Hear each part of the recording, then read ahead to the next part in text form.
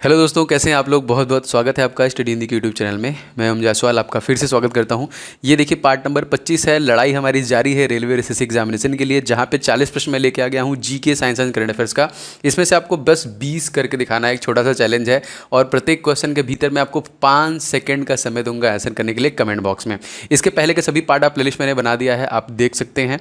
आज थोड़ा लेट हो गया, मॉर्निंग की टाइमिंग है, बट डेली बेसिस पे आपको मिलेगा, ये मेरा प्रॉमिस है। चलिए स्टार्ट करते हैं बिना किसी देरी के। तो स्टार्ट करने से पहले दोस्तों आप लोग वीडियो को लाइक एंड शेयर जरूर कीजिएगा, और जो भी चैनल पे नए होंगे, पहली बार आ रहे हैं, चैनल पे देख रहे हैं, चैनल को अभी सब्सक्राइब कर लीजिए। और क्या करेंगे, नोटिफिकेशन बेल बटन दबा लीजिएगा, जिससे लगातार आपको नोटिफिकेशन भी मिलते रहेंगे। सबसे पहला प्रश्न देखिए क्या है। कामाख्या मंदिर भारत के किस आधुनिक राज्य में स्थित है।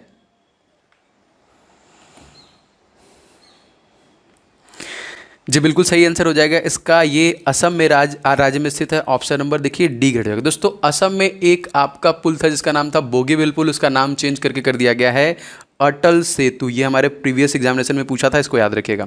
अगला प्रश्न देखिए, द्वारिकाधीश मंदिर इन सभी ऑप्शन में से कहां पर स्थित है।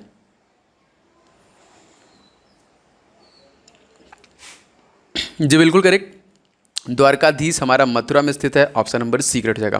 दोस्तों अगर आपसे पूछा जाएगा कि हमारे भारत की सबसे स्वच्छ राजधानी कौन सी है दोस्तों, तो ये है हमारी भोपाल।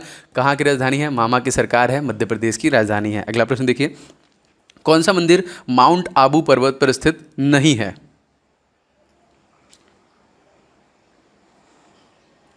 जी बिल्कुल सही, माउंट आबू पर्वत पे विश्वनाथ मंदिर टेम्पल स्थित नहीं है, जो कि वाराणसी में है, उत्तर प्रदेश में है, जहाँ का मैं रहने वाला हूँ। बाकी सारे आपको राजस्थान के इस माउंट आबू पर्वत पे मिल जाएगा। राजस्थान में सरकार किसकी है, तो अशोक गहलोत की और कलराज मिश्रा यहाँ के गवर्नर हैं। इसके साथ साथ यहाँ की जो कैपिटल है, सबसे स्वच्छ रेलवे स्टेशन का दर्जा भी उसी को दिया गया है, जयपुर। नेक्स्ट देखिए, श्री वरदराजन का मंदिर कांचीपुरम किस देवता को समर्पित है।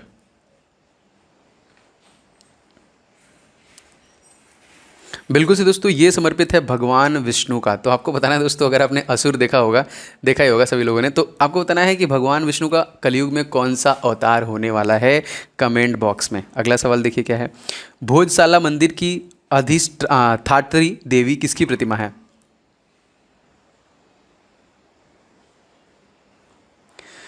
दोस्तों यहाँ पे जो प्रतिमा है वो है भगवान सरस्वती का। Option number D most important.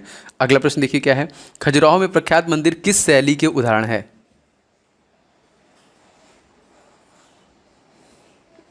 जी बिल्कुल सही। अगर स्टाइल की बात करेंगे तो ये नागरी शैली की है, नागर शैली की है, जो कि खजुराहो में प्रख्यात मंदिर के मतलब जितने भी उनके स्ट्रक्चर हैं उसका उदाहरण है।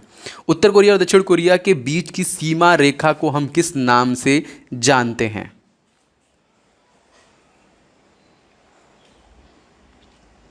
जी बिल्कुल सही, इसे हम लोग जानते हैं 38वीं 38वीं समानांतर पैरेलल लाइन रेखा। किसके, उत्तर कोरिया और साउथ कोरिया। तो उत्तर कोरिया का जो था ना, शायद थोड़ा सा सनकी पागल टाइप से है।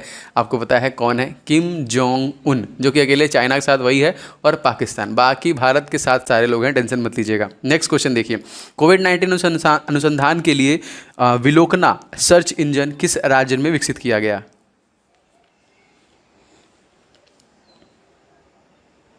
जी बिल्कुल सही आंसर है इसका, Kerala is the right answer. Option number C correct हो जाएगा दोस्तों। केरल इंपॉर्टेंट इसलिए भी है क्योंकि सबसे पहले कोविड-19 का अगर केस आया था तो केरला में आया था, और सबसे पहले डेथ जो हुई थी कहाँ पे हुआ था, कर्नाटका में हुआ था। ये भी याद रखेंगे, मोस्ट इंपॉर्टेंट। इसको मसालों का बगीचा कहा जाता है। पे काजू का, लौंग का, मरीच का उत्पादन सबसे ज़्यादा होता है, इलायची का।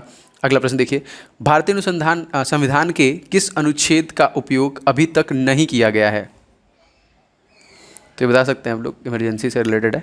तो बिल्कुल सही दोस्तों, ये है आपका आर्टिकल नंबर 360। 3 प्रकार की हमारी इमरजेंसी हैं, 52, 56, 60, राष्ट्रीय आपातकाल और इकोनॉमिक जो है। तो यहाँ पे इसका इस्तेमाल नहीं किया गया है। बाकी 3 बार हमारा इमरजेंसी लगा है, वो कब, 52, 71 और 75। ये तीनों याद रखिएगा। 2 बार इंदिरा गांधी के शासनकाल में लग चुका है। 10वां प्रश्न देखिए, 2020 के ओलंपिक खेलों की मेजबानी निम्नलिखित में से कौन सा देश करेगा।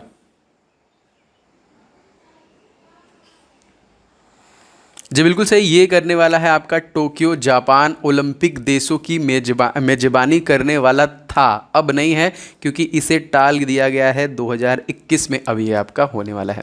दोस्तों अगर आपको वीडियो अच्छा लग रहा है, हेल्पफुल लग रहा है, तो प्लीज़ वीडियो को आप लोग शेयर करना अपने दोस्तों के साथ, और अभी तक अपने वीडियो को लाइक नहीं किया तो फट से लाइक कर दीजिए, और चैनल पर नए हैं तो चैनल को अभी सब्सक्राइब करके क्या करेंगे, घंटा दबा लेंगे, जिससे कि आपको लगातार नोटिफिकेशन मिलते रहेंगे। अगला सवाल आपके सामने है।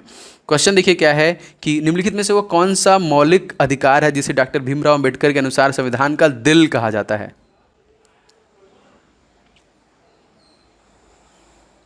जी बिल्कुल सही, ये है आपका संवैधानिक उपचारों का अधिकार। इंपॉर्टेंट है ऑप्शन नंबर ए। और वैसे भी आपको पता होना चाहिए इस वर्ष 129वीं जयंती मनाई गई फादर ऑफ कॉन्स्टिट्यूशन की। उनकी जयंती कब मनाई जाती है आपको कमेंट बॉक्स में बताना है। भारतीय संविधान में राज्य के नीति निदेशक सिद्धांत किस देश के संविधान से लिए गए हैं? डायरेक्टिव प्रिंसिपल, बिल्कुल से दोस्तों ये लिए गए हैं आपके आयरलैंड से। ऑप्शन नंबर यहाँ पे बी करेक्ट हो जाएगा। नेक्स्ट क्वेश्चन देखिए, भारत का राष्ट्रपति निम्नलिखित में से किसका एक अभिन्न अंग होता है?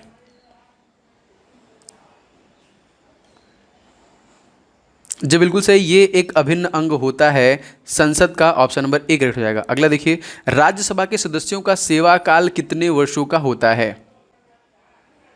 राज्यसभा पूछा है तो इनका जो होता है दोस्तों ये होता है 6 वर्षों का कार्यकाल होता है। अगर आपसे पूछा जाएगा रिसेंट में कौन से हमारे चीफ जस्टिस हैं जो राज्यसभा के सदस्य बने हैं, तो आपको बताना है। इस समय 47वें हैं एस बोबडे। अगला प्रश्न देखिए, भारत के उच्चतम न्यायालय के न्यायाधीशों की नियुक्ति निम्नलिखित में से कौन करता है?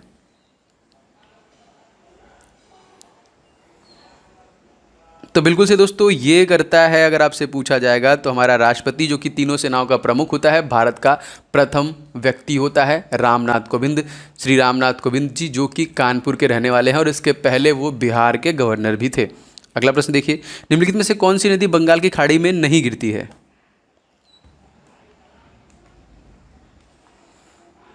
जी बिल्कुल सही, ये है आपका सही आंसर ताप्ती नदी। Option number D. लेकिन ताप्ती नदी पे एक शहर बसा है, वो कौन सा है आप लोग कमेंट बॉक्स में बताइए। दोस्तों मैंने ग्रुप बना दिया है, आपने देखा होगा बहुत सारे लोगों को मैंने ऐड भी कर लिया है। तो आपको वीडियो के नोटिफिकेशन जैसे नहीं जाते, आप लोगों को कंप्लेन होता है तो नोटिफिकेशन भी जाएगा। आप लोग आपस में भी PDF मटेरियल वगैरह सेंड कर सकते हैं। मैं नंबर बता दे रहा हूँ, देखिए नंबर है 6391819757। इस नंबर पर आप ध्यान से सुनिए, करना क्या है, अपना नाम पहले लिखेंगे, उसके बाद पूरा लिखेंगे, चैनल का नाम जो है स्टडी इन हिंदी, और मुझे भेज दीजिएगा व्हाट्सएप पे ना 6391819757। इस नंबर भेज देंगे तो मैं आपको ग्रुप में ऐड कर दूंगा और क्लासेस के नोटिफिकेशन आपको रेगुलर बेसिस पे मिलते रहेंगे।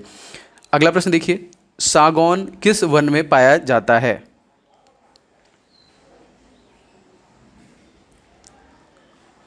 दोस्तों सागौन पाया जाता है मानसूनी वनों में। ऑप्शन नंबर ए करेक्ट हो जाएगा। अगले देखिए दोस्तों, अलाई दरवाजा का निर्माण किसने करवाया था?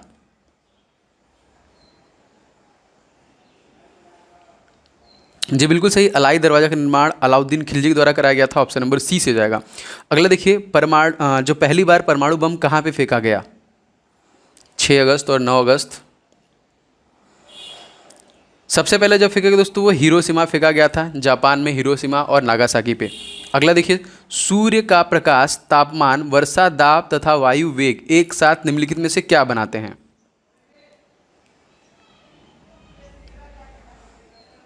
जी बिल्कुल सही, ये बनाते हैं जलवायु कारक होते हैं, यहाँ पे क्लाइमेट फैक्टर के लिए बहुत इंपॉर्टेंट होते हैं ये।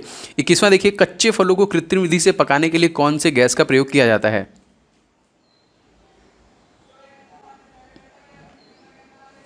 जी बिल्कुल सही, ये किया जाता है एसिटिलीन का प्रयोग करते हैं। Option number C is the right answer. Next question देखिए, गोताखोरों सांस लेने के लिए किन गैसों का मिश्रण का प्रयोग करते हैं, जो भी गोताखोर होते हैं? जी बिल्कुल सही, ये प्रयोग करते हैं ऑक्सीजन और हीलियम। दोस्तों आपको बताना है सूर्य में हाइड्रोजन का परसेंटेज कितना होता है। अगर मैं बता दूं हीलियम का परसेंटेज कितना होता है तो ये होता है 26.5। ठीक है, ये हीलियम का होता है। अब आपको बताना है कि हाइड्रोजन का परसेंटेज कितना होता है सूर्य में। अगला प्रश्न, समुद्र में ज्वार भाटा उठने का क्या कारण होता है?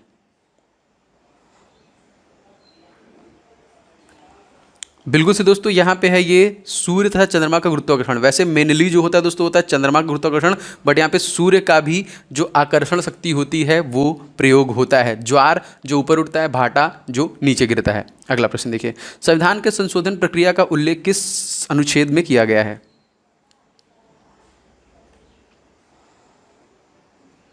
जी बिल्कुल सही, ये किया गया है आर्टिकल नंबर 368 में, मोस्ट इंपॉर्टेंट है, इसको याद रखिएगा, अमेंडमेंट। और आपको बताना दोस्तों, चलिए मैं बता दे रहा हूँ, मिनी कॉन्स्टिट्यूशन के नाम से हमारा संविधान का कौन सा अमेंडमेंट है, तो 42वां संविधान संशोधन जो 1976 में किया गया था, इसको भी आप लोग याद रखेंगे। अगला प्रश्न देखिए, सिलाई मशीन का आविष्कार निम्नलिखित में से किस वैज्ञानिक ने किया था?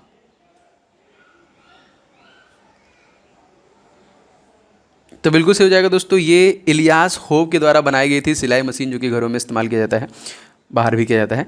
हमारा सौरमंडल की कौन सी आकाश गंगा में स्थित है? तो बहुत ईजी प्रश्न है, लेकिन बहुत बार एग्जामिनेशन में आया हुआ है।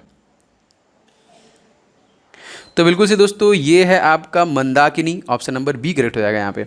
अगला देखिए, भारत का पहला तेल जो संशोधन कारखाना है कौन सा है?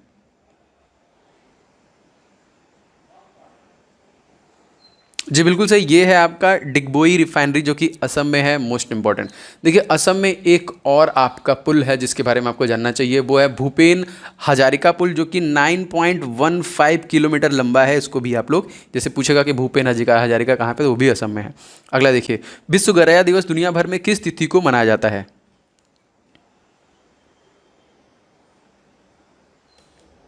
जी बिल्कुल सही, इसको हम देखिए 20 मार्च के दिन ही मनाते हैं, लेकिन एक दिन और मनाते हैं इसी दिन, जिसमें हमारी रैंकिंग नई आई है 144। तो आपके लिए सस्पेंस है, बताइए कि कौन सा दिवस है जिसमें हमारा इंडेक्स है 144, सेम इसी डेट पे। नेक्स्ट क्वेश्चन देखिए, सूर्य की किरणों की तीव्रता मापने वाला उपकरण को हम क्या कहते हैं?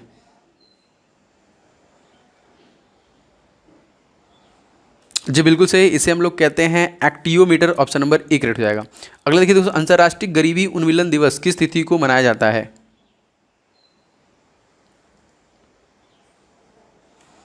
तो ये मनाया जाता है दोस्तों आपका 17 अक्टूबर को, ऑप्शन नंबर सी से हो जाएगा। अगला देखिए, क्वेश्चन हमारा क्या है, भारत का राष्ट्रीय गान जनगण मन पहली बार किस अवसर पर गाया गया था?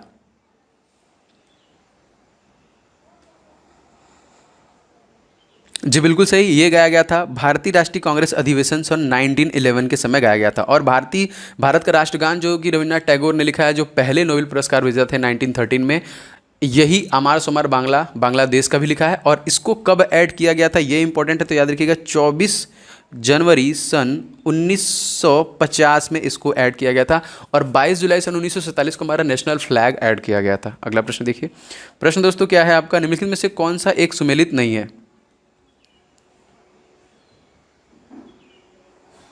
बहुत इजी था बाय द वे। सब्जियों की खेती को हम लोग हार्टिकल्चर नहीं कहते हैं, क्या कहते हैं बताइए? वैसे फूलों की खेती कहते हैं हम लोग फ्लोरिकल्चर, फसलों की खेती कहते हैं हम लोग एग्रोनॉमी, फलों को हम बोल लेते हैं दोस्तों पोमोलॉजी। पीसी कल्चर क्या होता है? मछलियों का पालन है, यहाँ पे याद रखिएगा।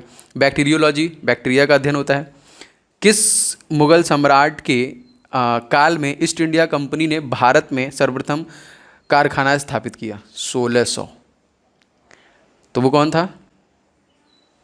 बिल्कुल से दोस्तों, ये था जहांगीर, ऑप्शन नंबर इसका बी करेक्ट हो जाएगा। अगला देखिए, क्वेश्चन क्या है दोस्तों, वर्ष 2021 की जनगणना में के अनुसार ग्रामीण जनसंख्या का सबसे अधिक अनुपात किस राज्य का है?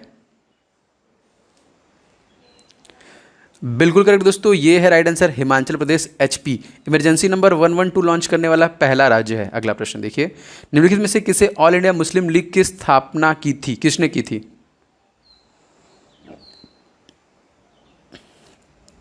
अब यहाँ पे देखिए, थोड़ा सस्पेंसिव क्वेश्चन है, इसको ढूंढ के बताइएगा। मेरे हिसाब से आंसर है इसका Nawab Salimullah Khan, most important. All India Muslim League की स्थापना किसने की थी? इसमें थोड़ा सा मुझे डाउट है, एक बार आप लोग चेक करके कमेंट कीजिएगा कि सही है कि नहीं। नेक्स्ट क्वेश्चन देखिए, क्वेश्चन निम्नलिखित में से किस पर्वतीय स्थल को सतपुड़ा की रानी कहा जाता है?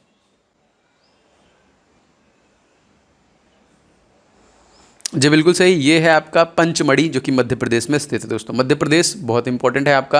यहाँ पे कान्हा, जो कि मोस्ट इंपॉर्टेंट, इसको याद रखिएगा, ठीक है।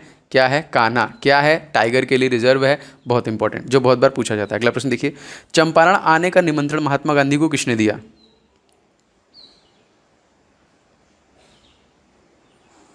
जी बिल्कुल सही, ये दिया था राजकुमार शुक्ला ने, ऑप्शन नंबर डी करेक्ट हो जाएगा। अगला देखिए, जिस समय दिल्ली ब्रिटिश भारत की राजधानी बनी थी, उस समय भारत का वायसराय कौन था?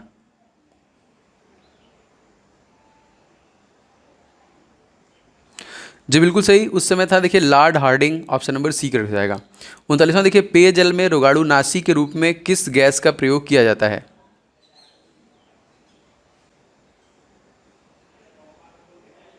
जी बिल्कुल सही, यहाँ पे देखिए क्लोरीन हो जाएगा यहाँ पे ऑप्शन नंबर डी। आपने देखा होगा शहर वगैरह में थोड़ा सा ज़्यादा मिला रहता है कभी कभी। ऐसे परमाणुओं को क्या कहा जाता है जिसमें प्रोटॉनों की संख्या समान परंतु न्यूट्रॉनों की संख्या भिन्न होती है?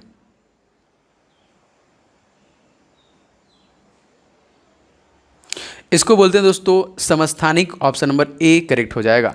दोस्तों आशा करता हूँ कि ये वाली सेशन आपको अच्छी लगी होगी। लगातार टेस्ट दीजिए, लगातार अपने आप में इंप्रूवमेंट लीजिए। तो अगर आपने 20 क्वेश्चन किया या फिर कितने क्वेश्चन किए आप लोग कमेंट बॉक्स में बताइएगा। वीडियो अच्छा लगा होगा तो मैं चाहूँगा कि अगर आपने यहाँ तक देखा है तो वीडियो को लाइक किए बिना मत जाइए। वीडियो को शेयर जरूर कीजिएगा अपने दोस्तों के साथ, परिवारजन कहीं पर भी अगर आपको हेल्पफुल लगा है तो। चैनल पर नए होंगे दोस्तों तो सब्सक्राइब करके नोटिफिकेशन बेल बटन जरूर दबाइएगा। और मैंने जो आपको बताया है ग्रुप से जुड़ना चाहते हैं तो आप उससे भी जुड़ जाइएगा। मिलेंगे कल। Thank you so much for the watching. Live classes आएगा तो वो भी मैं नोटिफिकेशन आपको देता रहूँगा। Bye bye and take care. Thanks for watching.